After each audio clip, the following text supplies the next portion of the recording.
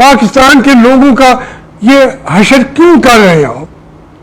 ہماری یہ باتیں جو ہیں ناقابل برداشت ہیں. آپ مجھے پکڑیں، میری جائیداد کو ہر طریقے سے اگر جڑنا چاہے تو خود پکڑو نا. میرے تو کوئی ایک آدمی میرا تحفظ کرنے والا بندہ بھی موجود نہیں ہے، مجھے بچانے والا بھی کوئی موجود نہیں ہے.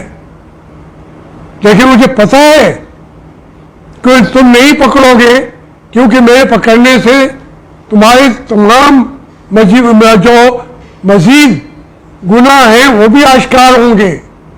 قوم آپ کی ہر قدم کو سمجھ رہی ہے، دیکھ رہی ہے، جان رہی ہے. آپ تو مسیح ہیں، آپ تو مری ہوئی پارٹیوں کو زندہ بنا دیتے ہیں. الیکشن ہوا ہے کراچی کا، میں تو نہیں بولتا تھا، لیکن آج میں بول رہا ہوں کہ ان کی نہ بھی ہو، آپ کی ضرورت ہے کہ عمران خان کو مزید آپ برداشت کریں گے ہی نہیں، وہ ناقابل برداشت ہوتا جائے گا. اب جو آپ کوششیں کریں گے کہ پیپل پارٹی اور عمران خان اور تحریک لبیک جو وقت آیا ہے ان کو آپ نے مار دیا ہے، ان کے بچوں کو مار دیا ہے. وہ ایک نوزائیدہ پارٹی ہے، اگر وہ اپنی سوچ کے مطابق، عقیدے کے مطابق سیاست کر رہے تھے تو کرنے دیتے، نہ ان سے جھوٹے وعدے کرتے کہ ہم فرانس کے وزیر ایمبیسڈر کو باہر نکال دیں گے. اب آپ نے ان کو رکھنا ہے، آپ ان کو قلعظم قرار نہیں دے سکتے. آپ ان کو آنے والے الیکشن میں استعمال کرنا چاہتے ہیں. نہیں، آپ مسیح ہیں، آپ مرے ہوئے لوگوں کو زندہ کر دیتے ہیں، جو زندہ ہوتے ہیں ان کو مار دیتے ہیں، وہ موجود بھی نہیں ہوتے. مجھے پتا ہے نا، بھیا آج تک آپ نے کوشش یہی کی کہ اس کی گلا گھونٹ دو، اس کی ٹی وی پہ بھی نہ آنے دو، اس کی بات کو کہیں بھی نہ آنے دو. اگر سخت باتیں کرتا ہے تو گرفتار بھی نہ کرو تاکہ یہ بات پھیلے نہ. میں تو گرفتار ہونے کے لیے تیار رہتا ہوں، کیونکہ تمہارے پاس میرے لیے کوئی ایسی بات نہیں نکلے گی.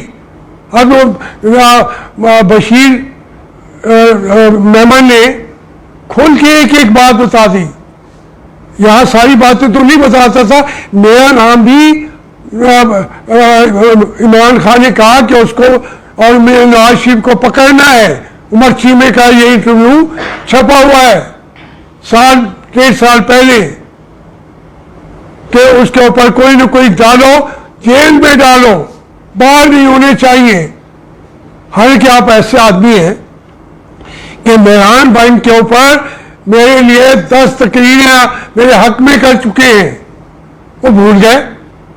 اور جب میں ساتھ نہیں تھا تو بعد میں کہتے ہیں جی وہ 3 کروڑ روپیہ ان کے پاس بھی ہے. بھائی نکالو مجھ سے وہ 3 کروڑ. یہ جھوٹ نہیں چلے گا. آپ کا عمران خان صاحب، آپ پوری طرح وہ چیزیں واشکاف انداز سے قوم کے سامنے آ گئی ہیں. قوم اب جانتی ہے اور سمجھتی ہے اس کی غلطی کا اظہار ہو رہا ہے. کراچی کے اندر الیکشن ہو گیا، آپ کی 5ویں 6ٹھی پوزیشن ہے، شرم نہیں آتی؟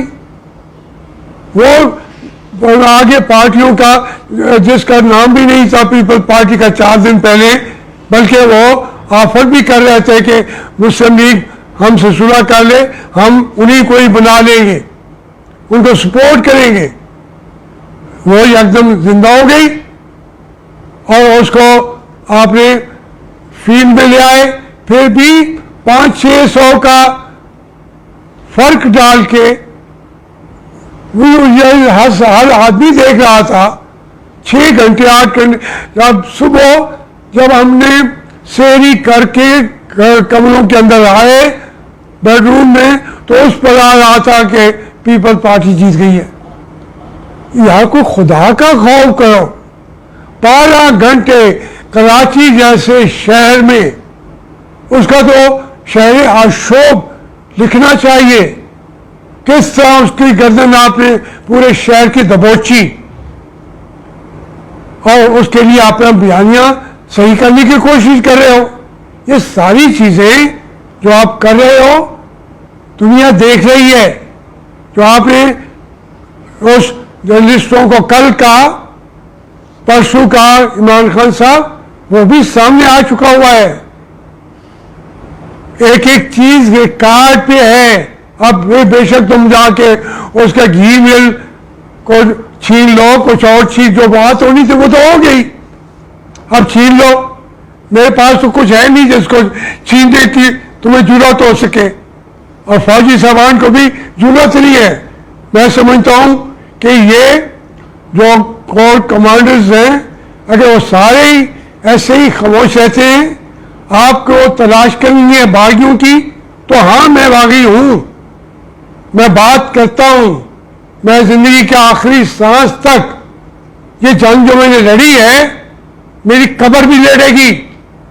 جمہوریت کی جنگ، میری قبر بھی جس جنگ کو آخری منزل تک جیتنے تک یہ جنگ چلتی رہے گی، میری قبر بھی یہ بتائے گی. تمہیں نوٹ کر لو، میری قبر بھی بتائے گی کہ کوئی آدمی کھڑا تھا، ساری زندگی لڑتا رہا ہے.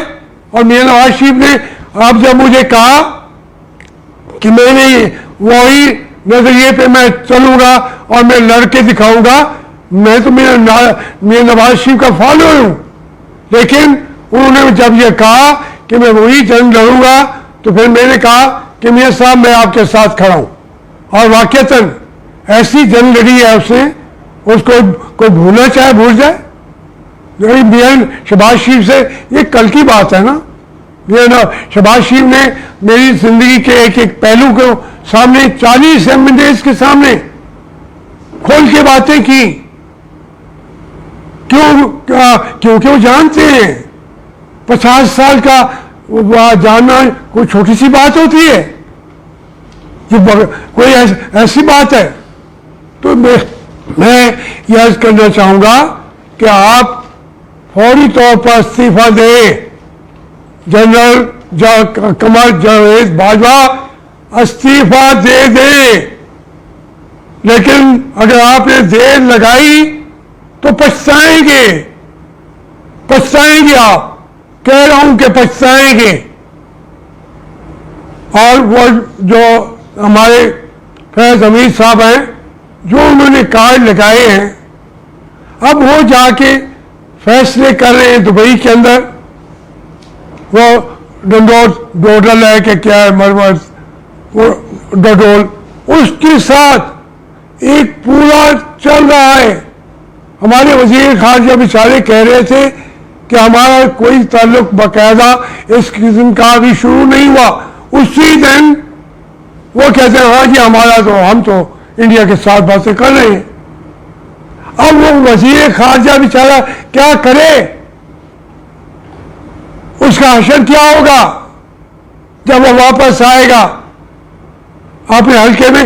میری تو یہ خوش قسمتی ہے یا بدقسمتی ہے کہ یوسف اللہ صاحب بھی اور شاہ محمود صاحب بھی، میں نے کیریئر کا آغاز کیا، وہ دونوں اکٹھے ہو کے مجھے ختم کرنا چاہتے تھے. لیکن اللہ کے کرم سے ہماری سیاست بھی زندہ ہے. ہم آج تک بھی اپنی آواز پہنچا رہے ہیں. آج میرے تعلقات ان سب کے ساتھ اتنے برے نہیں ہیں، لیکن پہلی دفعہ آپ نے ان لوگوں کو میرے خلاف کیا. جنرل حمید گل نے جیو کے اوپر بیٹھ کے کہا کہ یہ ہمارے لڑکے یوسف اللہ اور شاہ محمود صاحب.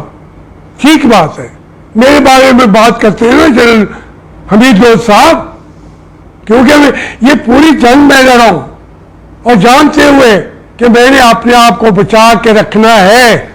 میں نے کہیں 1 روپے کی بھی ہیرا پھیری کر لی تو مجھے کوئی بخشے گا نہیں، کیونکہ میں مڈل کلاس کا آدمی ہوں. مجھے کسی نے بخشنا نہیں ہے.